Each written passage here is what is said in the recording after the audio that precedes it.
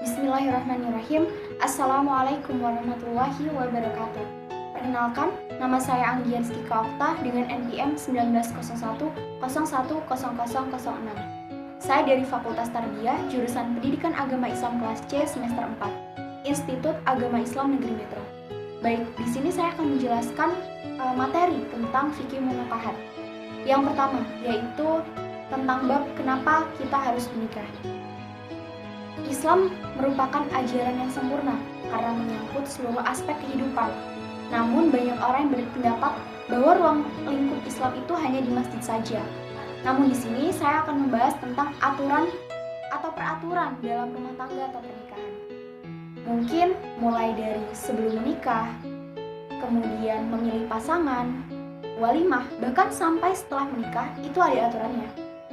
Kemudian banyak yang menjelaskan bahwa tujuan pernikahan itu adalah untuk ibadah. Ya, memang benar.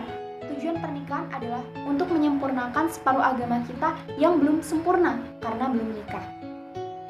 Kemudian ada salah satu contoh ayat tentang pernikahan, yaitu terdapat pada Quran Surat An-Nisa ayat 34-35.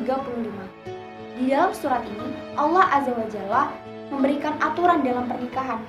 Bahkan ketika dalam rumah tangga itu mengalami permasalahan, Allah Subhanahu wa Ta'ala memberikan batasan dan kewenangan masing-masing pasangan, yaitu untuk memilih seorang suami, sebaiknya kita harus memilih seorang pemimpin yang benar-benar bertanggung jawab serta berilmu. Bertanggung jawabnya yaitu dalam memberi nafkah baik secara lahir maupun secara batin. Mengapa sih laki-laki itu harus menjadi seorang pemimpin bagi seorang perempuan? Karena di sini laki-laki itu memiliki kelebihan yang tidak dimiliki oleh perempuan, yaitu yang pertama, fisik dari laki-laki itu lebih kuat dalam hal apapun. Kemudian yang kedua, laki-laki selalu mengedepankan akal daripada perasaan. Sebaliknya, wanita itu lebih mengedepankan perasaan ketimbang akal. Kemudian yang ketiga, laki-laki ini lebih secara ibadahnya, karena laki-laki ini tidak mengalami cuti, tidak mengalami melahirkan, tidak datang bulan, sedangkan wanita itu bisa melahirkan dan juga datang bulan setiap bulannya. Baik, selanjutnya yaitu seorang suami juga harus memiliki standar dalam memilih seorang istri. Nah, memilih istri yang baik dan benar itu yang pertama, istri itu harus solehah. Solehah di sini dimaksudkan adalah taat kepada Allah Subhanahu wa Ta'ala dan taat juga kepada suami, serta menjaga kehormatan dirinya. Nah, apabila wanita itu menaati semua peraturan tersebut, maka ganjarannya adalah surganya Allah. Dan Masya Allah sekali, jika kita menaati semua itu, maka kita bisa masuk surga melalui pintu mana saja. Dan di sini, apabila dalam rumah tangga terjadi permasalahan, maka ada solusinya. Contohnya saja, permasalahan tentang istri yang sudah tidak mulai taat kepada suami.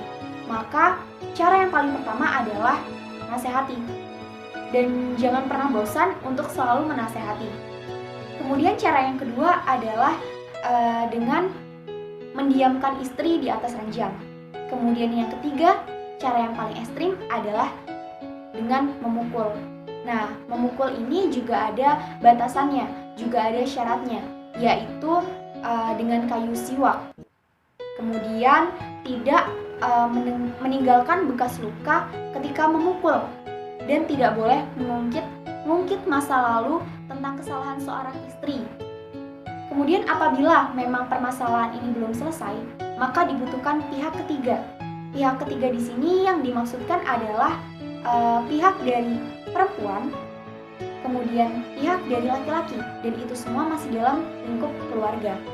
Dan dalam memilih pihak ketiga ini juga tidak boleh sembarangan, tentunya harus memilih seseorang yang bijak dalam bersikap dan juga bijak dalam berbicara. Kemudian ia harus memiliki sikap yang tulus atau niat yang tulus agar permasalahan itu memang cepat selesai. Baik, materi selanjutnya yaitu konsep peminangan dan kafaah dalam Islam. Di dalam agama Islam, konsep peminangan itu bebas berasal dari mana saja, dari pihak laki-laki maupun dari pihak perempuan. Yang penting caranya halal dan dianjurkan oleh agama Islam. Dan apabila seorang perempuan yang melamar, itu tidak jadi masalah. Contohnya saja seperti Siti Khadijah, di mana ia mengagumi kepribadian Rasulullah dan langsung mengutarakan perasaannya kepada Rasulullah SAW dengan tata cara yang baik dan benar dan sesuai dengan anjuran agama Islam. Maka dari itu, perempuan yang melamar laki-laki itu bukanlah suatu hal yang memalukan, namun itu memang diperbolehkan dan memang dibenarkan asal dengan cara yang halal. Dan ada kalanya perempuan tidak harus selalu menunggu untuk dilamar, karena ada kalanya mereka berhak dilamar maupun melamar. Ada beberapa hal yang harus diperhatikan dalam meminang, yaitu yang pertama, jangan malu untuk meminang dan jangan takut untuk ditolak. Yang kedua, jangan menggantungkan orang yang ingin meminang, harus jelas dan memberikan jawaban yang pasti. Yang ketiga, jangan ragu mencari yang baik, jikalau ditolak bisa jadi dapat yang lebih baik. Kemudian yang keempat, ambil cara yang baik dalam meminang anak. Jangan diperbolehkan pacaran sebelum menikah.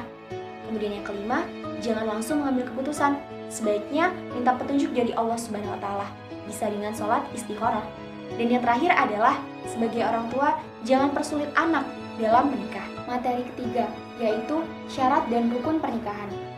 Adapun 5 rukun dalam pernikahan, diantaranya suami atau mempelai pria, istri atau mempelai wanita, wali, 2 orang saksi, dan sigok akad atau ijab dan qabul. Yang pertama adalah suami atau mempelai pria. Tidak dalam keadaan ihram, keadaan sendiri atau bukan paksaan, jelas orangnya. Calon suami mengetahui nama istri dan nasab bapaknya. Calon suami harus jelas kelaki-lakiannya. Dan calon suami tidak ada hubungan mahram dengan calon istri. Baik, kemudian adalah istri atau mempelai wanita, yaitu tidak dalam keadaan ihram, kehendak sendiri, jelas orangnya. Calon istri tidak dalam keadaan idah atau masa idah. Kemudian yang ketiga, yaitu wali. Wali itu harus sesuai dengan kehendak sendiri, merdeka atau bukan hamba sahaya, laki-laki, balik, tidak fasik atau tidak pernah dalam melakukan perbuatan dosa besar, tidak pikun atau memiliki penyakit akal lemah, kemudian tidak dalam keadaan ihram, dan yang terakhir, wali harus beragama Islam. Yang keempat, yaitu 2 orang saksi. Yang pertama, harus bisa berbicara, mendengar dan melihat. Yang kedua, bukan orang yang seharusnya menjadi wali. Kemudian yang kelima adalah ijab dan qabul.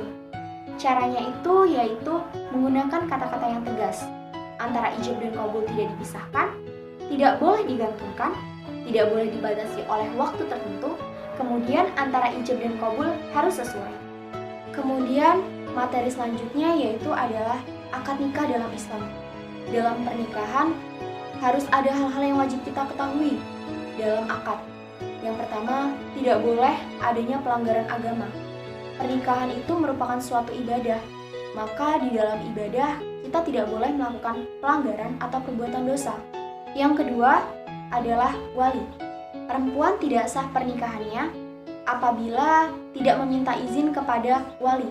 Wali itu adalah ayah kandungnya. Akan tetapi jika ayah kandung tersebut sudah meninggal, baru boleh pindah ke pamannya atau saudara-saudara ayahnya. Kalau sudah tidak ada, baru pindah ke saudaranya, saudara kandungnya.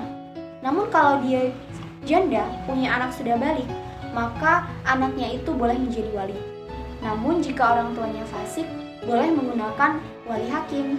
Yang ketiga adalah mahar. Mahar itu adalah harta yang diberikan untuk perempuan sebagai tanda sahnya suatu pernikahan.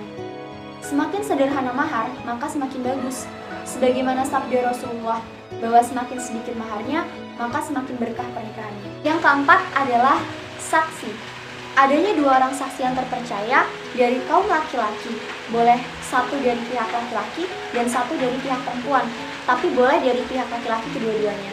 Boleh juga seseorang yang tidak hubungan kerabat seperti teman, tetangga yang dianggap dituakan dan dipercaya boleh jadi wali saksi atau harus 2 orang.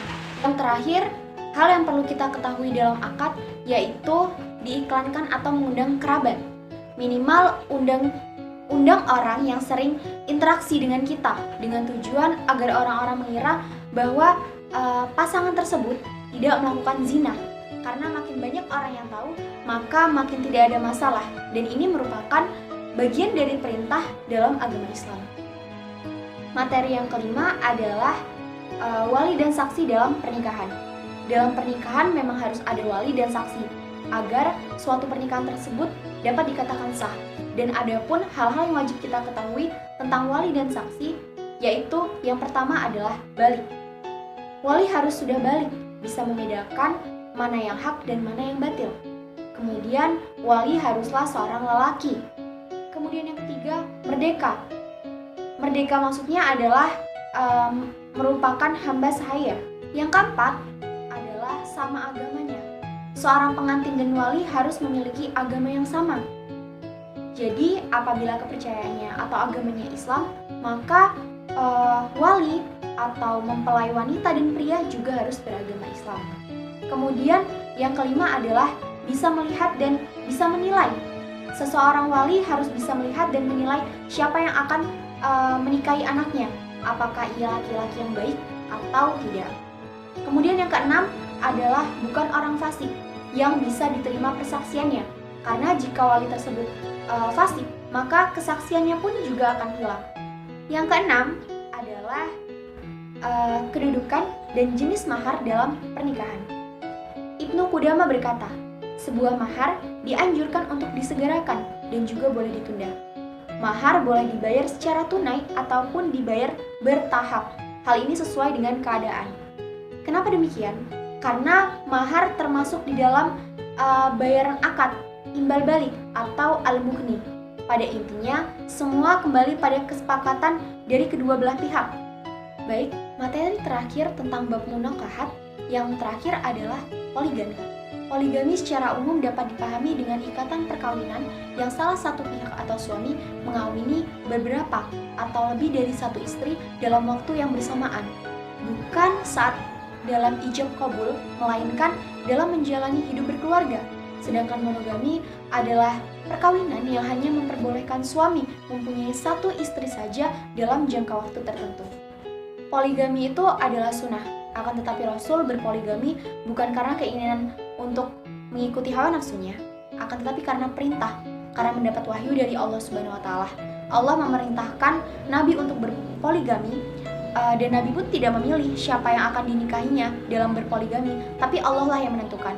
Karena pada saat itu Nabi memang dianjurkan untuk menikah lebih dari satu, karena pada saat itu banyak janda-janda yang memang tidak memiliki suami akibat suaminya itu meninggal akibat perang, dan Nabi Muhammad menyelamatkannya dengan menikahi mereka supaya terhindar dari fitnah.